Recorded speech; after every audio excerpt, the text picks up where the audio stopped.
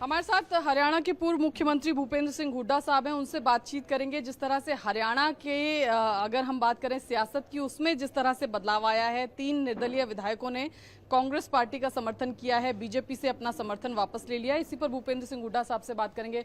हुड्डा साहब, कहाँ जा रही है अब हरियाणा की सियासत? ये 3 विधायकों ने आपको समर्थन कर दिया है। ये 3 विधायक जो समर्थन करने आए हैं, उनसे उन्होंने कहा कि जन भावनाओं को देखते हुए हमने उनसे समर्थन वापस लिया है और बाहर से समर्थन हम कांग्रेस पार्टी को देंगे। तो ये उनके समर्थन वापस लेने से ये सरकार अपनत्व में आ गई है, माइनॉरिटी में आ गई है।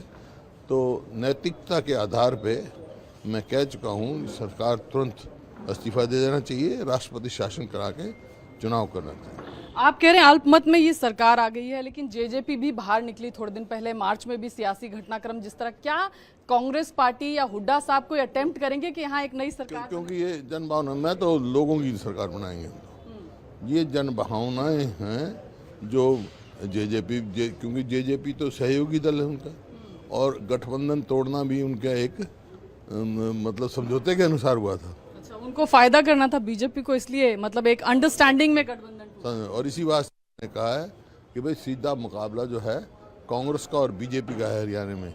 बाकी जो हैं खड़े होते ये वोट काटू हैं, तो लोग समझ चुके हैं मुकाबला कांग्रेस का और बीजेपी का। लेकिन क्या आप कोई कोशिश करेंगे कि जो बाकी इंडिपेंडेंट एमएलएज हैं या जेजेपी के जो नाराज लोग हैं या बीजेपी के जो नाराज लोग हैं, उनको साथ ला करके हरियाणा में एक नई सरकार? नहीं, मैं जेजेपी वालों का आज बयान आया है, तो उनसे कहता हूँ पहले गवर्नर साहब को लिख के दें, फिर हम अपना फैसला लेंगे। पर ऐसा जेजेपी करेगी आपको लगता है? उनसे पूछो।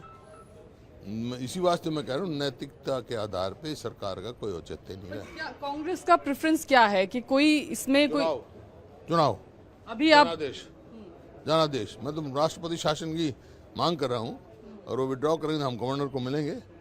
जेजेपी अगर विड्रॉ करेगी तो गवर्नर को लिख के देंगे, तो हम गवर्नर साहब को मिलेंगे और चुनाव। उस स्थिति में जेजेपी के साथ समझौता कर सकते हैं अगर वो लिख के दे दे तो? नहीं, मेरा कोई समझौता नहीं है। उनको अगर वो बीजेपी के बी टीम नहीं है तो उनको लिख के दे देना चाहिए।